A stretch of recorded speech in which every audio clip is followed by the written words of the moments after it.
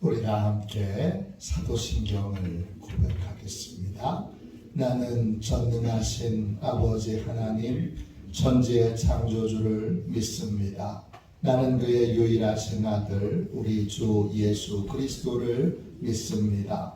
그는 성령으로 잉태되어 동정녀 마리아에게서 나시고 본디오 빌라도에게 고난을 받아 십자가에 못 박혀 죽으시고 장사된 지 사흘 만에 죽은 자 가운데서 다시 살아나셨으며 하늘에 오르시어 전능하신 아버지 하나님 우편에 앉아 계시다가 거기로부터 살아있는 자와 죽은 자를 심판하러 오십니다. 나는 성령을 믿으며 거룩한 공교회와 성도의 교제와 죄를 용서받는 것과 몸의 부활과 영생을 믿습니다. 아멘. 우리 함께 찬양하겠습니다. 찬송가 528장입니다.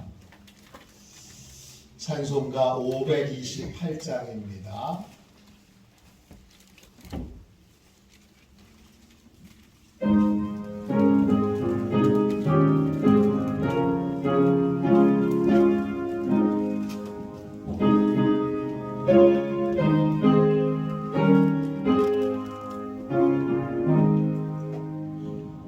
예수가 우리를 부르는 소리 금성 부드러워 문 앞에 나와서 사면을 보며 우리를 기다리네.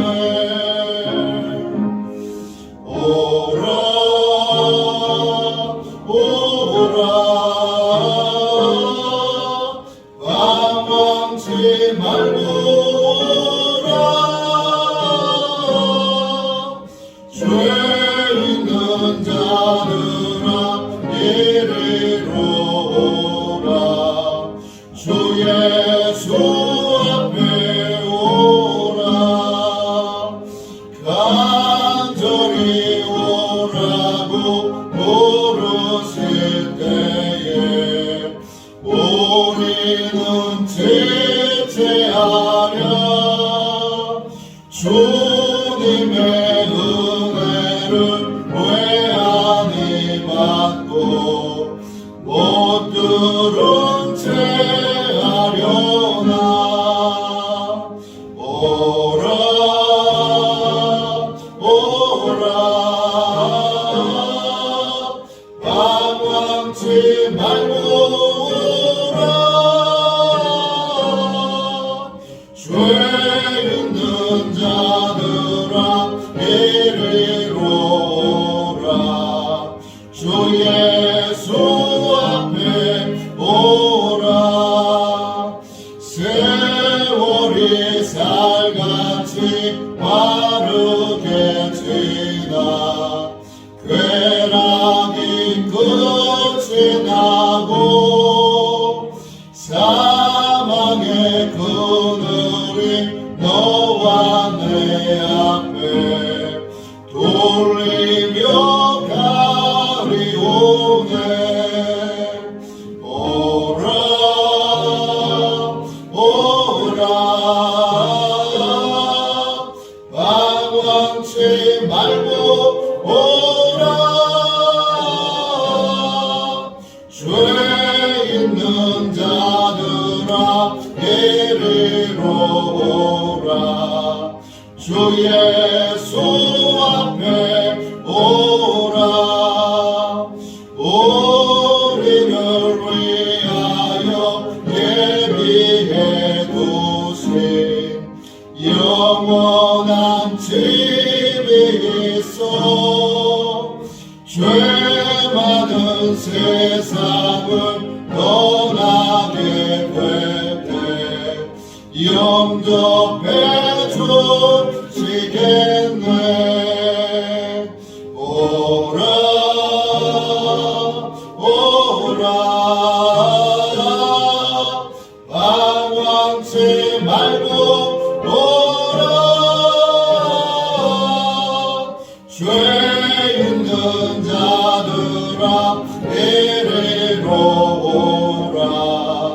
주 예수 앞에 오라. 영적 보호를 위하여 함께 기도하겠습니다.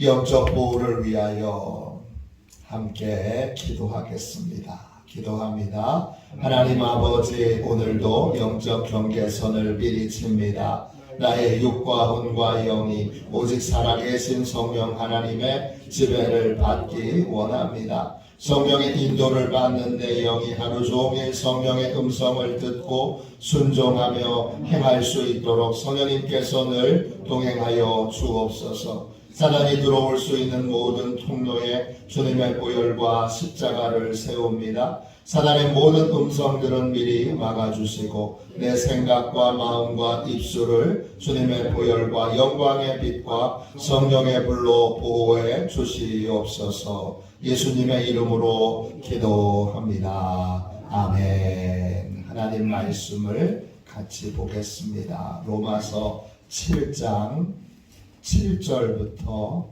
13절까지 말씀입니다. 신약성경책 248쪽 로마서 7장 7절부터 13절까지 말씀입니다.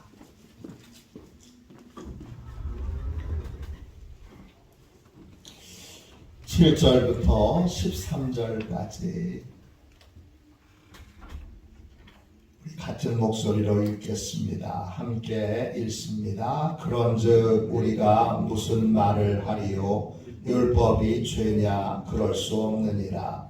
율법으로 말미암지 않고는 내가 죄를 알지 못하였으니 곧 율법이 탐내지 말라 하지 아니하셨더라면 내가 탐심을 알지 못하였으리라.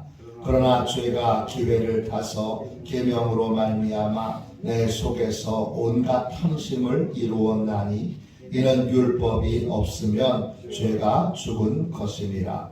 전에 율법을 깨닫지 못할 때에는 내가 살았더니 계명이 이름에 죄는 살아나고 나는 죽었도다. 생명에 이르게 할 그 계명이 내게 대하여 도리어 사망에 이르게 하는 것이 되었도다. 죄가 기회를 타서 계명으로 말미암아 나를 속이고 그것으로 나를 죽였는지라. 이로 보건대 율법은 거룩하고 계명도 거룩하고 의로우며 선하도다. 그런즉 선한 것이 내게 사망이 되었느냐? 그럴 수 없느니라. 오직 죄가 죄로 드러나기 위하여 선한 그것으로 말미암아 나를 죽게 만들었으니 이는 계명으로 말미암아 죄로 심히 죄 되게 하려 함이라. 아멘. 할렐루야. 동기를 점검하는 삶, 동기를 점검하는 삶. 우리가 로마서 7장을 같이 나누고 있습니다. 복음의 가장 깊은 부분, 우리가 깨달아 알기가 쉽지 않은 복음의 깊은 부분을 로마서 7장이 다루고 있습니다. 그래서 이 말씀이 얼마나 귀한 말씀인지 모릅니다. 동기를 점검하는 삶, 이런 제목으로 함께 은혜 나누겠습니다. 7절 보세요. 바울이 질문합니다. 그럼 하나님의 말씀이 죄냐? 그럴 수는 없잖아요. 하나님의 말씀이 악하냐? 그럴 수 없잖아요. 하나님의 말씀은 언제나 변함없이 선합니다. 그 선한 말씀이 없었으면 우리가 죄를 깨닫지 못합니다. 하나님이 말씀해 주셨기 때문에 이것이 죄구나, 이렇게 우리가 깨닫게 됩니다. 그런데 그 선하신 하나님의 말씀이 죄의 지배를 받고 있는, 하나님의 은혜를 입지 못한, 하나님과의 관계가 단절된 그러한 상태에서 하나님의 말씀을 받을 때 그 선한 것이 죄의 종로로 타는 우리에게 어떻게 되느냐? 또 다른 죄의 도구로 쓰여진다는 겁니다. 이걸 복음을 깨닫고 나서 바울이 알았습니다. 바울은 복음을 만나기 전에, 예수님을 만나기 전에 바리새파 사람이었습니다. 하나님의 말씀을 철두철미하게 지켜서 구원을 이루려고 했던 사람들입니다. 나는 하나님의 말씀을 철저히 따랐을 뿐인데 왜 나는 예수님에게서 멀어지고, 그리고 생명의 복음에서 멀어지고, 구원에서 멀어져서, 바울이 바리새파 사람으로 계속 있었으면 어떻게 됐을까요? 지옥에 갔겠지요. 하나님의 말씀을 지켰을 뿐인데, 철두철미하게 지켰을 뿐인데 왜 바울은 지옥에 가게 될까요? 그건 하나님과의 관계가 개선되지 않는 상태에서, 죄에게 종로로 타는 상태에서 선한 것도 복된 것도 죄의 도구로 인간이 사용하기 때문입니다. 그러니까 우리가 속지 말아야 되는 건 포장지에 속지 말아야 합니다. 바로 저 사람 하나님의 말씀을 철저히 지키는데, 왜 지키는 자가 중요하고 그것을 지키는 마음의 동기가 중요한 것입니다. 8절 보세요. 죄에게 종로로 타는 인생에게 하나님의 말씀이 뭐가 됐어요? 하나님의 말씀이 탐심을 이루는 도구, 탐심이라고 하는 말은 헬라어 원어로 보면 어디에 딱 꽂혀가지고 그거를 막 갈망하는 거예요. 집, 그러면 집에 막 꽂혀가지고 집을 좋은 집 사기 위해 쓰는 거예요. 차, 자동차에 꽂힌 사람 있죠. 또 로또에 꽂힌 사람 있어요. 또 연애하는 친구는 애인에게 꽂혔고요. 이게 다 이게 탐심입니다. 근데 8절 보세요. 참 놀라운 건데, 이건 하나님의 법을 철두철미하게 지켜본 사람만이 고백할 수 있는 거예요. 하나님의 계명이, 하나님의 말씀이 뭐가 됐어요? 욕망의 대상이 된 거예요. 집을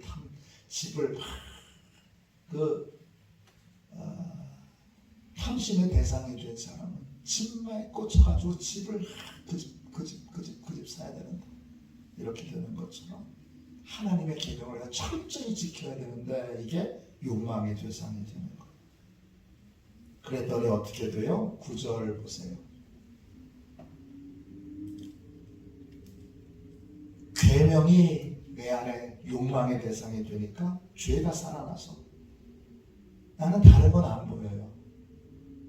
하나님의 계명을 철저히 지켰느냐 지키지 않았느냐 다 이것만 보여요. 그 전에는 그렇게 살지 않았는데 계명이 욕망의 대상이 되면서 계명이 뭐가 되는 거예요? 계명이 바로 탐심의 대상이 돼서 탐심을 따라 사는 인생이 되는 거예요. 그래서 10절 보세요. 그 선한 하나님의 말씀이 그 욕망의 대상이 되니까 그걸로 사망에 이르게 되는 거예요. 11절 보세요. 그걸 바울은 오랫동안 몰랐어요. 예수님 만나기 전까지 몰랐어요. 구원받기 전까지 몰랐어요. 그래서 계명이 선하니까 나도 선한 줄 알고, 하나님의 말씀이 어떻게 악할 수 있느냐, 난 하나님의 말씀을 지켰을 뿐이다 그러면서 그렇게 자기의 악행을 포장했어요. 그걸 바울이 11절에 고백합니다. 죄가 기회를 타서 계명으로 말미암아 저를 속이고 저를 죽음의 길로 이끌고 있었는데 제가 그걸 몰랐습니다. 그래요. 속인다 이 말은 엑사파타오예요. 엑이라고 하는 말은 전부라는 뜻이고 그 다음에 아파타오는 속인다 이런 거예요. 조금만 속이는 게 아니라 통째로 다 속이는 거예요. 내가 하나님 말씀 철저히 지키고 있으니까 나는 선한 사람. 하나님 말씀을 철저히 순종하고 있으니까 나는 당연히 구원받을 사람. 그렇게 생각하며 속아 넘어가고 그렇게 생각하며 사망에 이르렀던 거예요. 12절 보세요. 이로 보건대 율법은 거룩하고 계명도 거룩하고 의롭고 선합니다. 하나님의 말씀은 당연히 거룩하지요.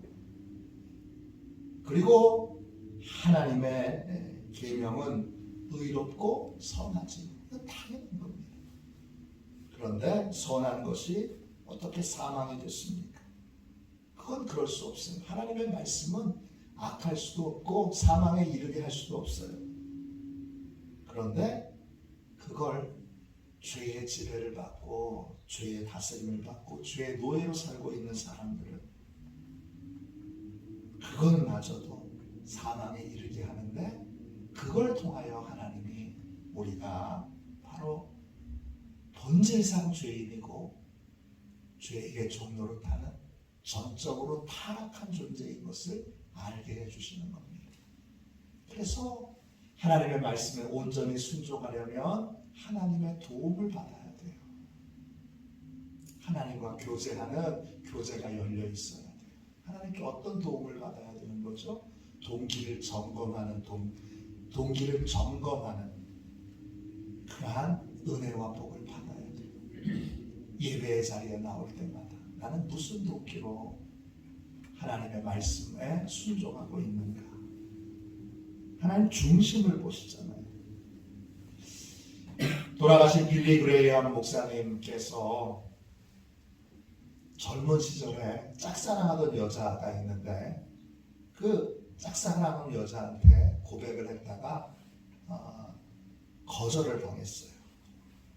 그 여성이 그렇게 말했어요. 빌리, 넌 인격도 좋고 성품도 좋고 태도도 좋아. 그런데 능력이 없는 것 같아. 나는 성공할 수 있는 남자, 능력 있는 남자하고 결혼하고 싶어. 내가 보기에 넌 아무래도 성공하지 못할 것 같아. 그런데 이 여성의 예상과 달리 빌리 그레이엄은 많은 사람들에게 주목을 받는 큰 성공을 거두지요. 30대 이미 미국 시사 잡지 타임지의 모델이 됐습니다. 표지 모델이 될 만큼 성공했는데 이제 성공한 목사로 빌리 그레이엄이 계속 사역을 하는데 어느 날부터 보니까 자기한테 사역의 기쁨이 없더래요. 그리고 자꾸 이런저런 문제들이 생기더래요. 그래서 빌리 그레이엄이 도대체 자기의 문제가 뭘까 이렇게 하나님 앞에 이제 혼자 기도하는 시간을 갖게 됐습니다. 내 문제가 뭘까? 나는 하나님을 사랑하고 복음을 열심히 전하고 있는데 도대체 나한테 문제가 뭘까? 이렇게 천천히 하나님 앞에 물으며 기도하고 있는데 하나님이 그 젊었을 때 그 짝사랑하던 여자한테 거절당하면서 빌리 그레이엄 안에 뭐가 있었느냐 하면 그 여성에 대한 복수심이 있더라는 거예요. 내가 성공해가지고 내가 진짜 성공해가지고 보란듯이 저 여자를 창피하게 만들어야지. 저 여자가 틀렸다는 걸 입증해야지. 그런 마음이 본인에게 있었다는 거예요. 그걸 빌리 그레이엄이 깨닫고 회개하고 그리고 동역자들 앞에서 자신 안에 그런 복수심이 있었다는 걸 고백하게 됩니다. 그러면서 사역이 다시 회복되고 복음을 전하는 기쁨이 회복됐습니다. 어떤 분이 천국에 갔어요. 천국에 갔더니 저울이 하나 있더래요. 그래서 이 저울이 뭐냐 그랬더니 믿음을 재는 저울이에요. 그래서 이분이 딱 올라갔는데 무려 100kg가 나온 거예요. 그래서 야, 신앙생활 진짜 열심히 하셨네요. 그래서 이분이 으쓱하고 기분이 좋았습니다. 선사가 100kg의 그 무게를 딱 재고 나서 그 다음에 말해요. 이제는 성분 분석에 들어갈까요? 그리고 그 100kg의 열심 덩어리, 그 100kg의 믿음이라고 되어 있는 그 열심 덩어리의 내용을 분석했어요. 그랬더니 결과가 이렇게 나왔어요. 당신의 야심을 이루기 위한 열심이 20%고, 그리고 하나님의 말씀에 순종하지 않고 자기 생각으로 한 열심이 19kg, 명예를 높이기 위한 열심이 30kg고, 잡다한 동기로 한 열심이 28kg고, 예수님과 이 모든 것들은 다 상관이 없는데 당신이 예수님을 사랑하고 예수님을 기쁘시게 하기 위해서 하나님께 순종한 건 3kg네요. 당신이 한 모든 열심에서 주님이 받으실 수 있는 열심은 3kg입니다. 그리고 이렇게 말해요. 적게 나왔다고 실망하지 마세요. 3kg도 다른 사람에 비하면 많이 나온 겁니다. 그랬다는 동기가 중요한데, 예배는 하나님과의 관계가 열려있는 사람은 하나님이 동기를 점검하게 하세요. 그래서 내가 하는 일이 하나님의 일이니까 이건 거룩한 일이야. 내가 거룩하신 하나님의 말씀에 순종하고 있으니까 이건 다 거룩한 일이야. 그렇게 속아 넘어가지 않도록 하나님이 하십니다. 예배를 드릴 때마다 지성소에 들어가서 말씀으로 하나님이 우리의 동기를 파헤쳐 점검하시고 확인하시잖아요. 늘 하나님 앞에서 동기를 점검하는 도움을 받는, 그래서 사망에 이르지 않고 하나님과의 교제가 열려서 풍성한 교제를 나누게 되고 도움을 받게 되면서 동기를 바로잡고 바른 동기를 가지고 하나님을 섬기고 믿음의 길을 걸어가는 그러한 복되고 귀한 우리 화도시온의 가족들 다 되시기를 주님의 이름으로 축원합니다. 기도하겠습니다. 자비하신 주님, 우리의 동기를 점검하게 해주십시오.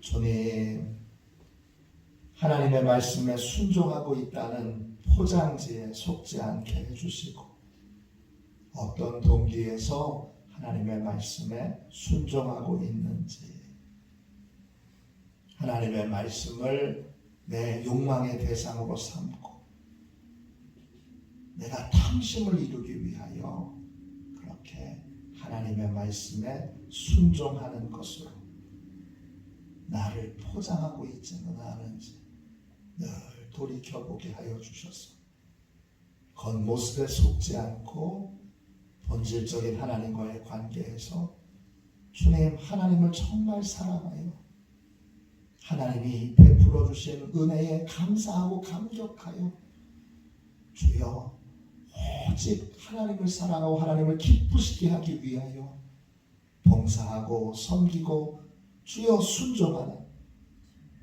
그러한 바른 동기로 하나님 앞에 서는 복되고 귀한 화도 시온 교회와 시온의 가족들이 다 되게 하여 주옵소서.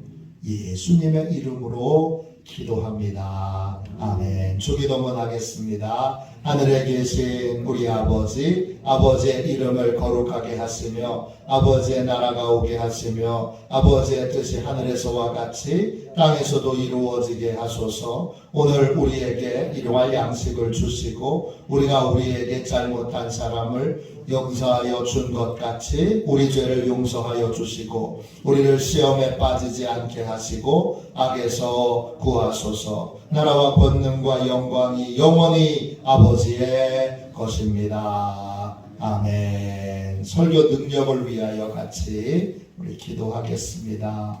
이거 기도하고 동기를 점검하는 예배, 동기를 점검하는 기도의 삶을 잘 살도록 성령님 이끌어 주십시오. 인도해 주십시오. 그렇게 기도하겠습니다.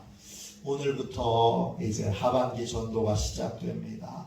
성령님께서 처음부터 끝까지 모든 것 다 주관하여 주시도록